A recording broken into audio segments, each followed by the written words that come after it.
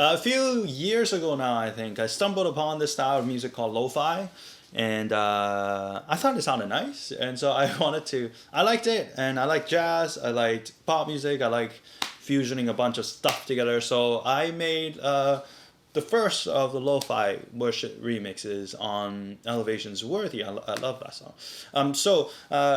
Since then, I've made a couple, and it seems to me that some of you guys watching this video, following my channel and listening to my music, you guys like them, and I'm so glad that you guys like the music. And some of you have also asked for a tutorial on what I did and how to sort of play those lo-fi and sort of the chords and stuff like that. So I thought, here we go. Let's talk about what I did. It is a little while ago, so I'm not going to be able to play exactly, but I did go back and sort of figure out what I was doing, and try to transcribe the chords that I was playing out, and I did write out some score, and hopefully we can break them down.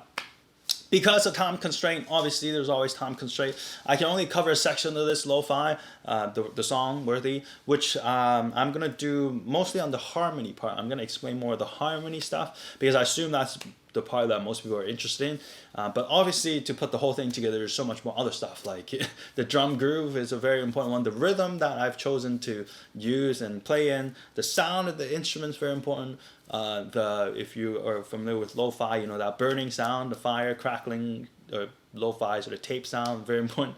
The vocal edit, very important as well, and obviously the song itself, it's a very nice song. So there's so much more other stuff that I can't cover, but if you're interested, let me know in the comment section down below. I can consider doing more of these breakdowns if it's helpful or you just find them to be fun to listen to.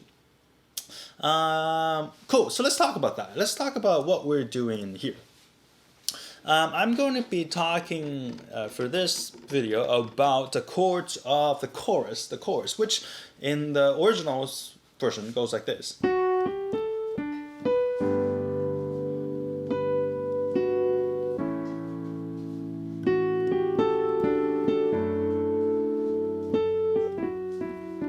This is 4-chord loop, the 4-chord, G to A, to D over F sharp,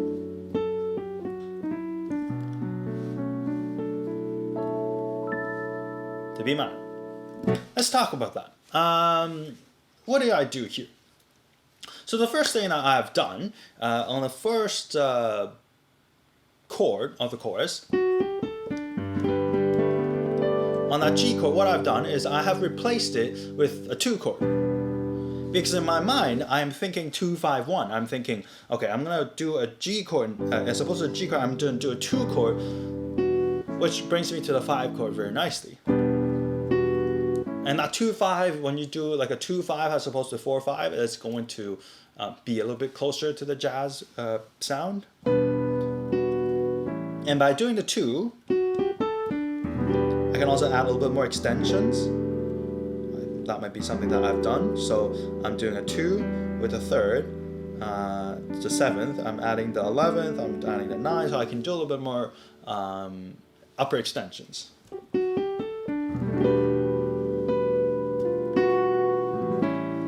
Right, that's the original intention. So 2 to 5, going to here.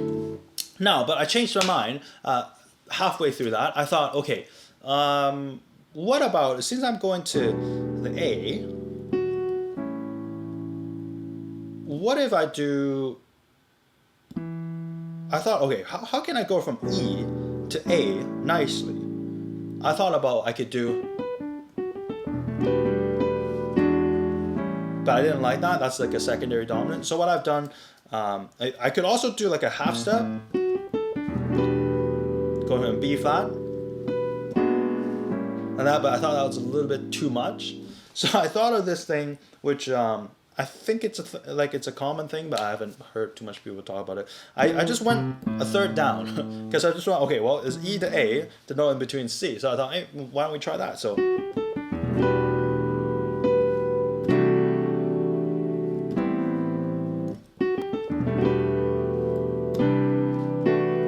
And obviously, the C is not in the key anymore, but at this point, it doesn't really matter. And it also works quite well because the E minor that I've chosen, the 2 chord, and C major 7 has a lot of notes in common. So sometimes I think people call this like a parallel chord or something like that. I don't remember. It's when the chords, they have enough of chord tones in common, and you can sort of sub them like that. And in this case, it's a little bit special because I came out of the key. So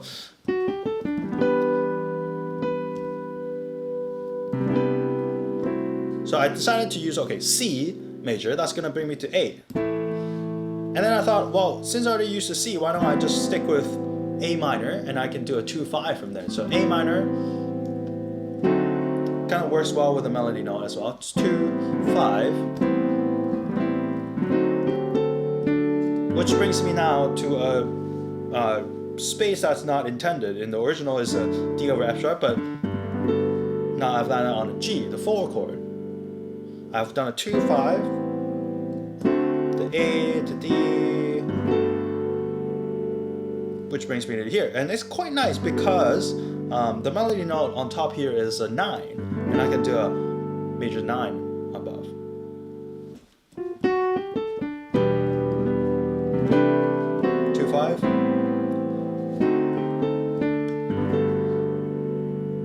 Right. I quite like that. And then what I did from there,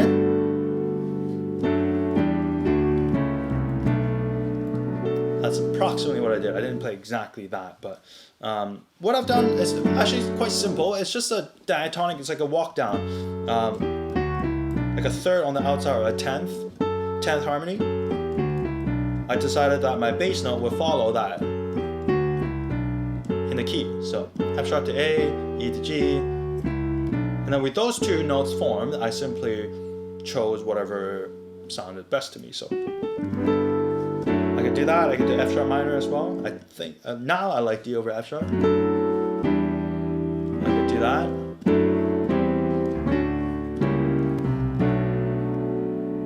Cool. So I got all that now.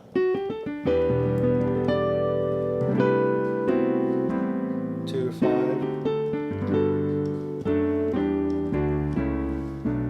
And then I did the leading note diminished 7th, D sharp diminished 7th. You can always do a leading note diminished 7th, like a diminished 7th a half step below your chord, your landing chord, as sort of like a passing. You can always do that to any leading note diminished 7th, half step below, which is sort of the same principle as the 5-1, the secondary down. There's a lot of notes that are the same. So that's what I did. And then, sorry, that's the second half. And I just repeated, same thing. Get to here, and I didn't want to do that again. I didn't want to end on the B minor, so I changed the 4 major to a 4 minor. I like that sound a lot too, and as long as you don't have the B in your melody note, you're fine, because then you won't clash with one another. That brings me nicely, either when you have the 4 minor, you can go back to 1 or 1 over 3, which is what I did, and I simply just slide the chord down to C over E. I thought it's nice because I used the C chord a little bit beginning, so that C is already somewhat in the mind. So, and then that brings me to 1. The C to D like that is not a common cadence, not a common ending, but it's like a flat 7. It's not common, but it's not unheard of. It's something that is done. But I just have an inversion from E to D.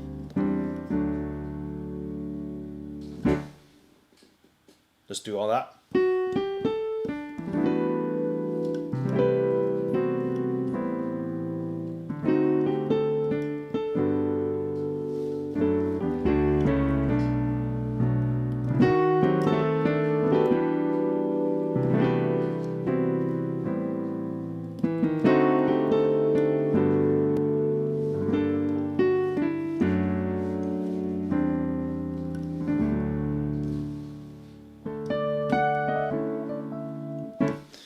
hopefully that's something that helps. I'm going to put that. Well, we already did. I'm okay. I'm thinking too much stuff at one time. Sorry. So hopefully that helps you. Hopefully that those chords answer some of your questions. If you thought it was interesting, let me know. And if you'd like to hear how I did the verses as well. A lot of this when I'm coming up with this. Let me show my face again. A lot of this when I'm coming up with reharmonizing.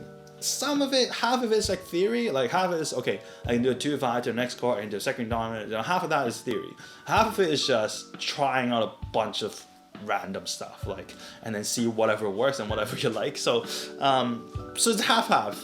Half of it's theory, trying to figure out, okay, you can always do a 2-5, you can always do 5, you can do leading on different 7, stuff like that. The 4 to 4 minor, stuff like that, that's already worked. The other one, it's like exploring, like, okay, well, I like the sound, I don't like the sound, what if I change this note, what if I do this. It's like mindless. You just try whatever works. So half-half, and that's what I ended up coming up with, and I'm glad that you guys liked it. If you want me to cover the other sections as well, let me know, and I can consider doing a video on that in the future. If you are my patron, I'm going to type out the lead sheet and I'm going to put it up there, so you can go over to my Patreon page and download the lead sheet and study it or practice it a little bit more. If you are not my patron and you enjoy these videos and these are helpful to you, or you're just fun to listen to, or you just want to support me, you can consider supporting me there, and it's greatly appreciated. So that's it for this video. Thank you so much for watching, and hopefully we'll see you in the next one.